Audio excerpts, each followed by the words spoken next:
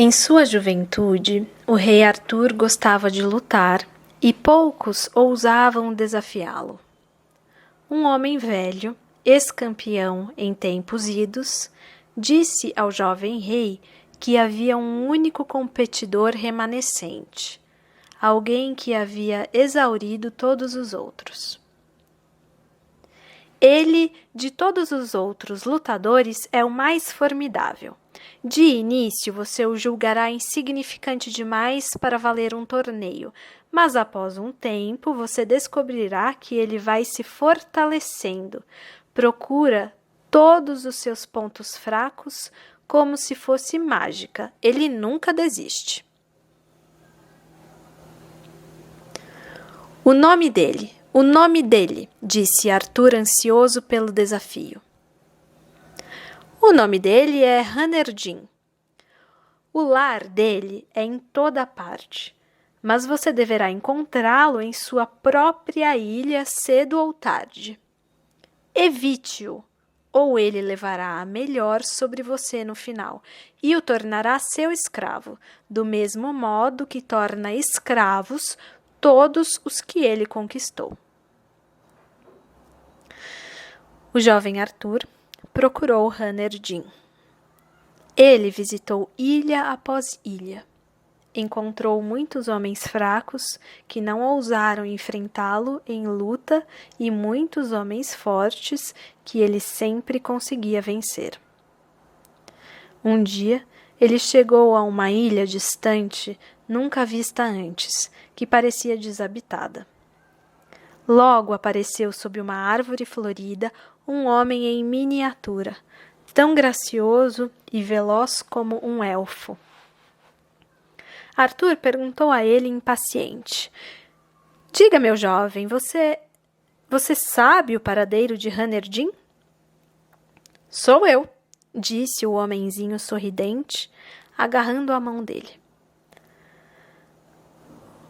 O que eles querem dizer chamando você de lutador? Perguntou Arthur. Ah, veio a resposta desejosa de persuadir. Eu sou um lutador, pode me testar. O rei o pegou e o jogou para cima com seus braços fortes até o menino gritar de prazer. Ele então pegou a mão de Arthur e o levou pela ilha, mostrando-lhe a sua casa, jardins e campos. Mostrou as fileiras de homens trabalhando arduamente nos prados ou derrubando árvores. Todos eles trabalham para mim, disse ele de um modo negligente. Então, o menino o levou para casa. Ele perguntou a Arthur quais eram suas frutas e bebidas favoritas e tinha todas por perto. Em tamanho e idade, ele parecia uma criança, mas em sua atividade e agilidade era quase um homem. Quando o jovem Arthur disse-lhe isso, ele sorriu, sedutor como nunca, e respondeu: É por isso que sou chamado de Hanerdin, o meio-homem. Rindo alegremente, ele ajudou Arthur a entrar em seu barco e se despediu dele, solicitando com insistência que voltasse novamente. O rei navegou de volta, olhando para trás com afeto, para seu pequeno companheiro cativante. Muitos meses depois, Arthur fez aquele caminho novamente. Mas mais uma vez, a criança alegre foi ao seu encontro, tendo crescido bastante desde a ocasião anterior. Como vai, meu pequeno lutador? Perguntou Arthur. Pode me testar, disse o garoto. O rei o ergueu novamente em seus braços, vendo que os membros delicados estavam mais firmes e o corpo delgado mais pesado do que antes, se bem que ele ainda era fácil de controlar. Havia mais homens trabalhando na ilha. Arthur notou que as suas expressões não eram alegres. Entretanto, foi uma viagem agradável para a ilha e dali em diante o rei, com frequência, ordenava que seus marinheiros levassem seu pequeno barco para aquele lugar. Ele ficava espantado com o crescimento rápido e a força aumentada do menino sorridente. Arthur e Hanerdin lutavam, e o rei ficava maravilhado ao ver como o jovem lutador, de modo rápido, aprendia os truques da arte. Hanerdin logo se tornou um jovem alto, ainda alegre e sorridente. Em vez da fraqueza que geralmente vem com o crescimento rápido, seus músculos ficavam cada vez mais duros.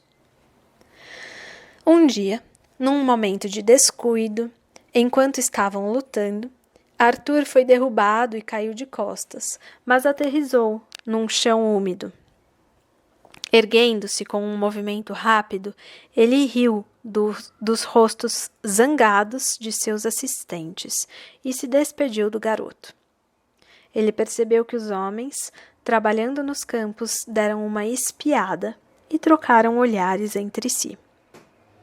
Em breve, Arthur revisitou a ilha para ensinar ao jovem insolente uma lição.